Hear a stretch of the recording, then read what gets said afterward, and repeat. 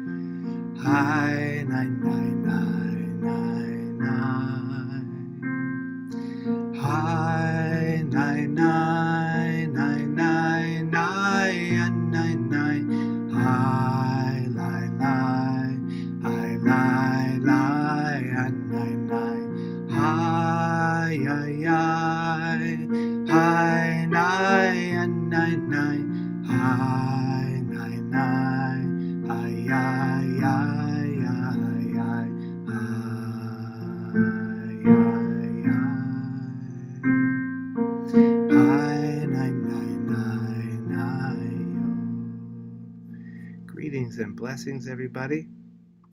So when I lead meditations lately, I've been doing it based on the Hebrew letters that are associated with the time that we're in. And so this day of Thursday, Yom Chamishi, associated with the letter Pei, which is a reminder of the power of the voice, of the vibrations we make with our singing to bring us into deeper presence and to plant seeds of whatever the meanings of the sacred words are that we're singing. So invoking and bringing attention to that power that we have with the affirmation, the kavanah that's on the screen, I am seeding. I am seeding. I am nourished. I am vibration.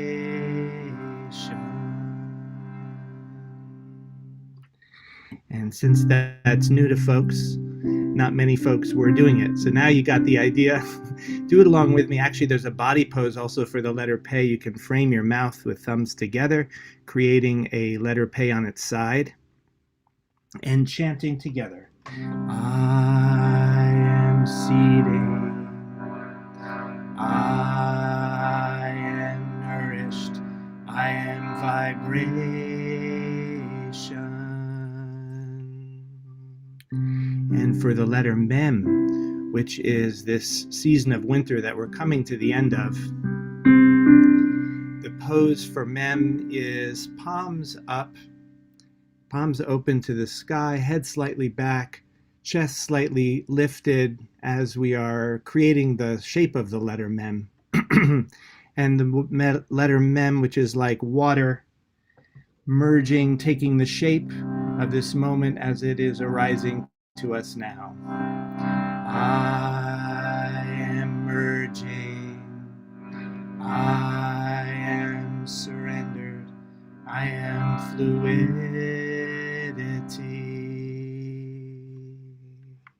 And lastly, for this month of Shvat, and the letter Yud, the smallest, most simple of all letters, and the quality of trust. Trusting to relax fully into this moment,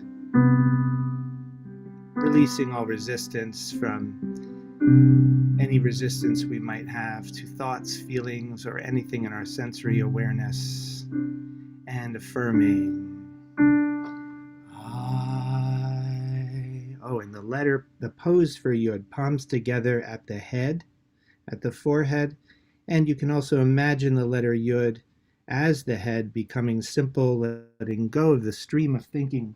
I am trusting. I am relaxed. I am simplicity.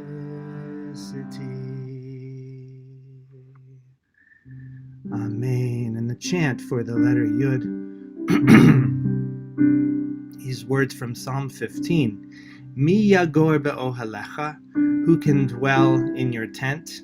Meaning, who can dwell in the tent of this body, the sacred temple of consciousness that we're dwelling in right now?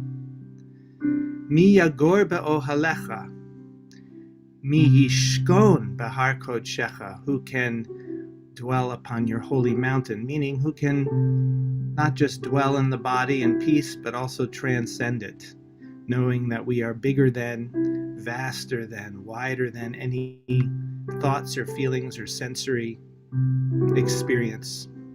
We are that vastness of presence, and in order to do that, we just have to be holech tamim, moving with simplicity, present in the moment. Holech tamim, holech tamim, holech tamim, holech tamim, hananai nai nai mi agor be'ohalecha mi yishkon behar kodshecha mi agor be'ohalecha mi yishkon behar kodshecha. Letting the words vibrate in your bodies. Holech tamim, holech tamim, ananai holech tamim, holech tamim, ananai mi agor be'ohalecha mi yishkon behar kodshecha mi agor be'ohalecha mi yishkon behar kodshecha. One more time without the words. Hi, dai, dai, dai, hi, hi, nai,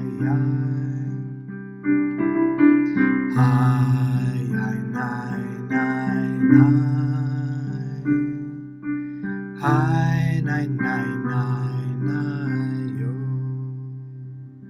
And preparing for coming into meditation, letting your body be in a comfortable but alert position conducive to stillness, bringing forth the attitude of offering our attention to the fullness of what is present, bringing your right hand to your heart, expressing this attitude of offering presence with lecha, and a deep, long out breath. Deep breath in, lecha.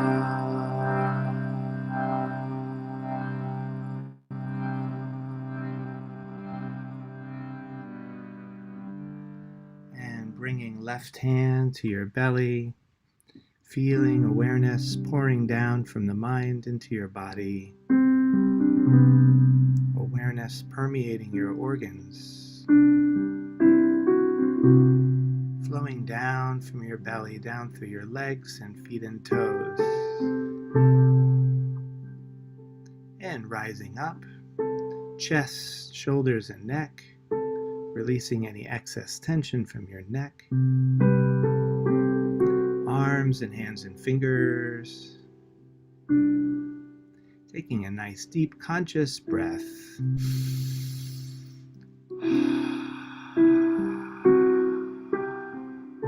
Sensation of the breath drawing awareness more deeply into the body.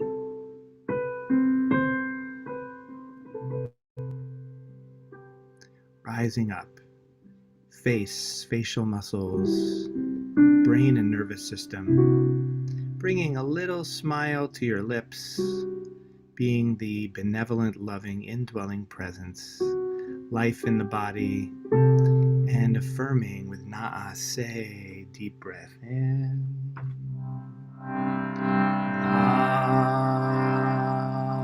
na'aseh.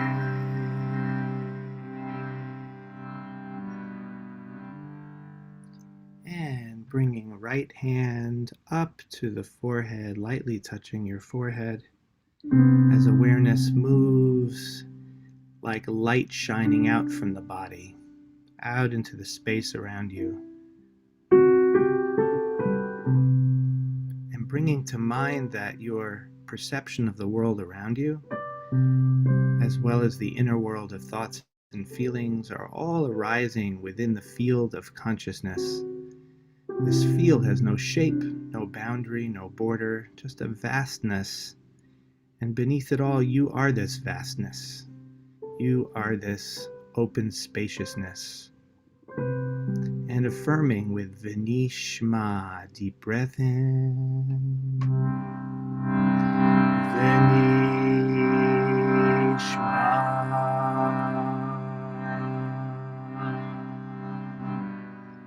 And kissing your fingers, relaxing your hands, however is comfortable.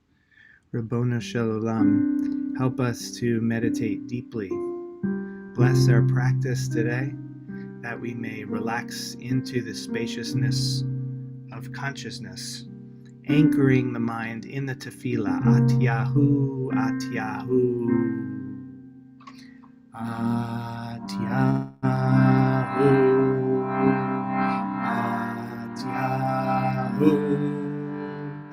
Atyahu, Atyahu, Atyahu, Atyahu,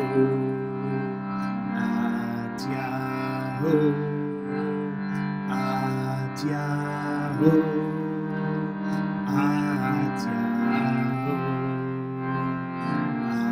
Atyahu,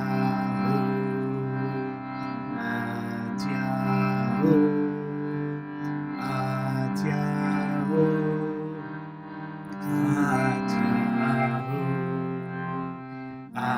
Atyahu, Atyahu. Taking the chant inward, resting the mind in the simple repetition, Atyahu, Atyahu.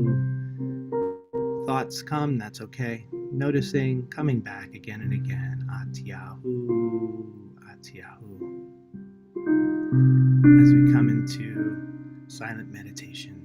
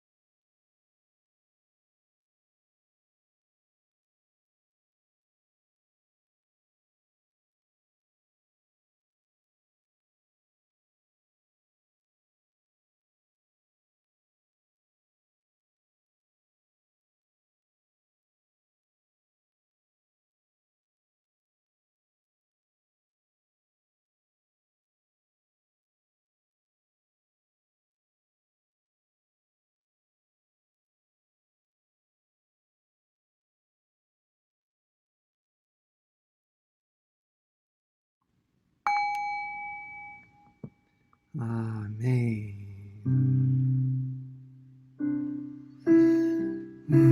Coming back together, taking a stretch.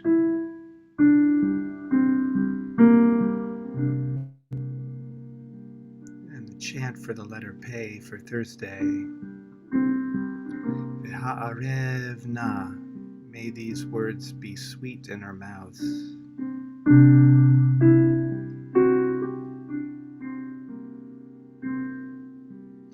V'ha'arev na. V'ha'arev na. Et divrei Toratecha. V'ha'arev na.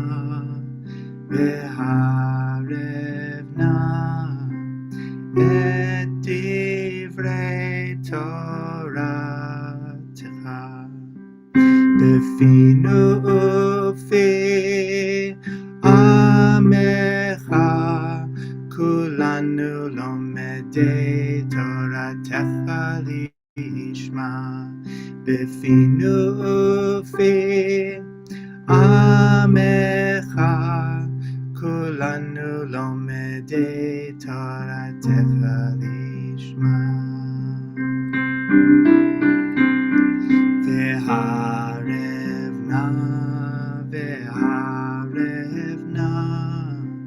Et divrei Toratecha. V'ha'arev na, v'ha'arev na. Et divrei Toratecha. Befinu ufi amecha. Kulanu lomedei Toratecha lishma. Befinu ufi amecha. Kulanu lomedei Toratecha lishma. And closing the meditation, once again bringing your right hand to your heart, offering attention with Lecha.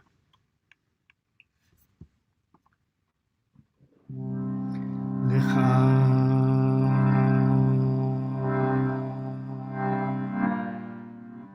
And bringing left hand to your belly, feeling awareness, consciously inhabiting the temple of the body. Na'aseh.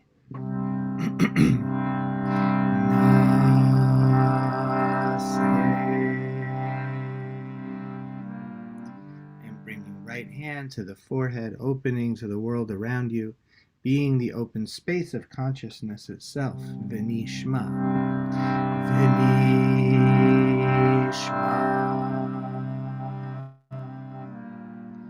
Amen. Kissing your fingers. In this auspicious time of Shvat, may we embody the ability to relate to what is present for us in the moment with simplicity and directness, and know ourselves as that consciousness. Oseh shalom b'mromav, hu yaseh shalom aleinu, v'yakol Yisrael, v'yakol Yosef tevel, v'yimru amen. Amen. Thank you, Rabbi Brian, so much for today's beautiful practice. And we seal it as we do each day. We create space for those of you who are in mourning, observing a yard side, or if it's your custom to join in the mourner's Kaddish, you're welcome to do so. If not, we ask that you please stay present for a few moments to support those who are grieving, who could put the name or names of those who are honoring today in the chat now or after you recite Kaddish. Thanks to Harry for sharing the words on the screen. And if you are joining me, please rise and join me in body or in spirit, and you can unmute at this time. Yitgadal, Yitgadal, Shemay K'Dishah, Chayechon, Yomechon, Yehudit Israel, Ba'agalah, Yimru, Amen. Shmei Rabba Lam B'Lamein, Yitbarach Tabach Ta'ar Amam Say Yitgal Yadav, Yitalav, Yitalav, Yitata, Riku, Layla, Misha, Shatata, Mecha, Yaviran, Yama, Virumin, Bhagavad, Yahweh, Hallelujah, Kol Israel, Shalom V'Rama, Aseh Shalom Aleinu V'Yakol Yisrael, Hakol Iti, Amen. Amen. Amen. And thanks for joining us today for today's practice. I want to thank our teacher, Rabbi Brian Yosef Schachter-Brooks of Torah of Awakening, for leading us once again so beautifully, and Harry Gobo for holding our text space, and Sharon Kosikoff and Michael McQuillan for sponsoring today's practice in my honor. Really touched by that. Thank you, Sharon and Michael. And thanks to each of you for showing up and creating this really much needed opportunity for us just to sit and breathe together and have that inform our responses to all the challenges that we face in our lives and in our world. You're welcome, as always, to stay on for conversation with our teacher for today and ask questions. If you have a question you'd like to ask, please put it in the chat. Write question all in caps. If you're leaving us now, we hope you will join us tomorrow. We'll be led in practice to sit into Shabbat together with Yael Shai. So very much looking forward to that tomorrow at our usual time, 12:30 Eastern. And for those who we won't see, an early Shabbat Shalom to you. And we hope we see you soon. Once again, I'll keep an eye on the chat. And if folks have a question, just going to keep an eye out for that.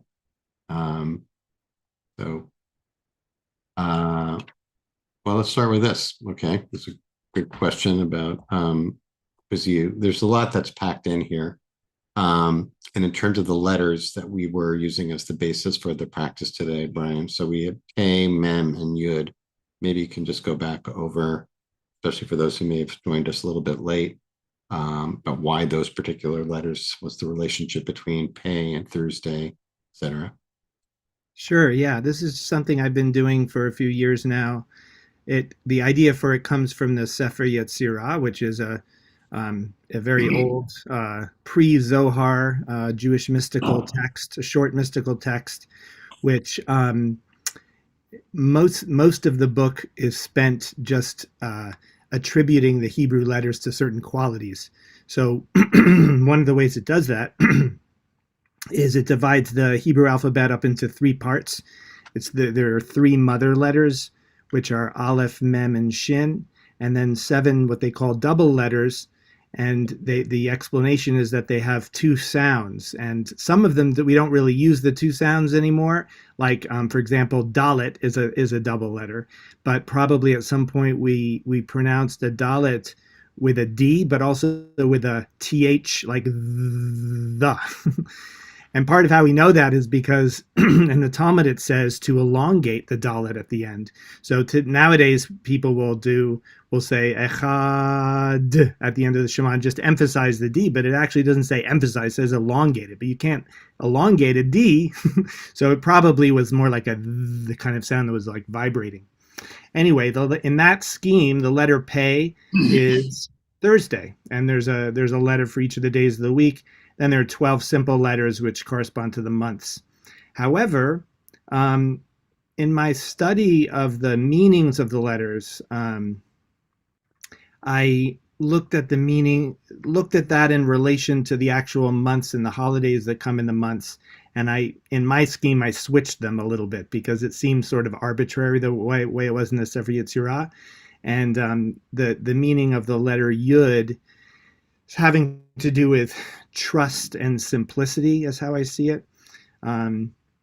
Seemed to me more connected with this month of Shvat because the sap is beginning to rise, but we don't see it yet. So it's happening beneath the surface like a seed. Like the letter Yud is also described as a seed, and it takes a certain kind of trust to be able to know that spring is coming. The sun will come out tomorrow. We can think of that in many different ways. Yeah, yeah.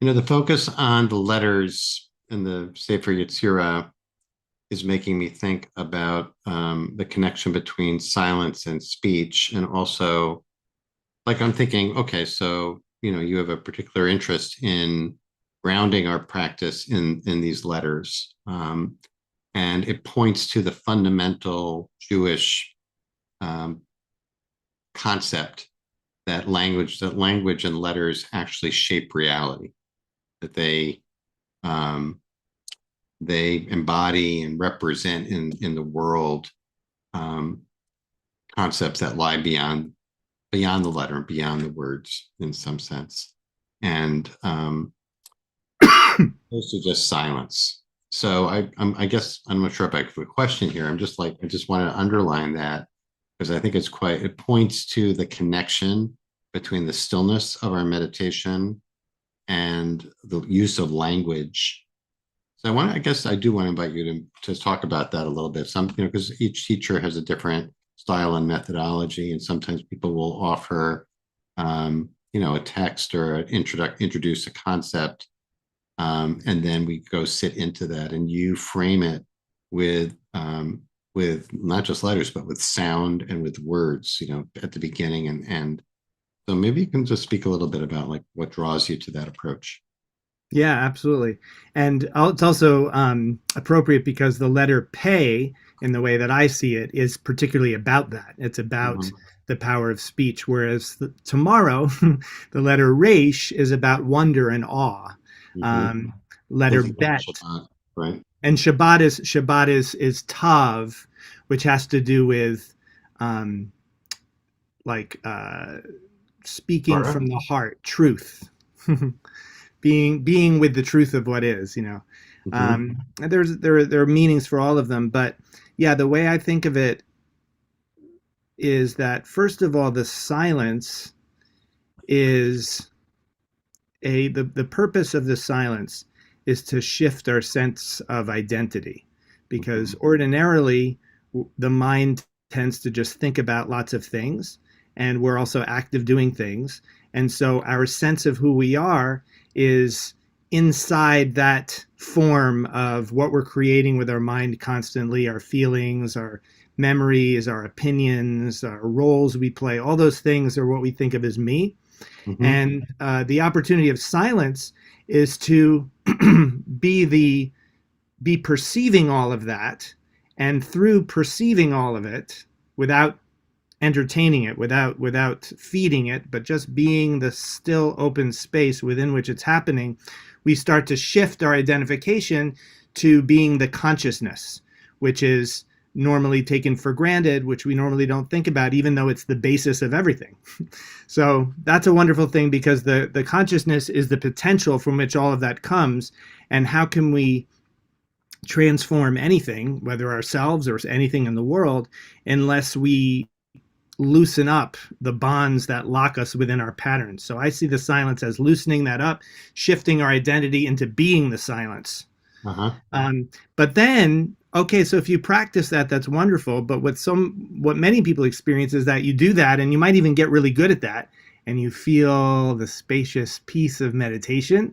But then you Mhm. step back into your life, and all of the patterns just reassert themselves. You haven't done anything to them.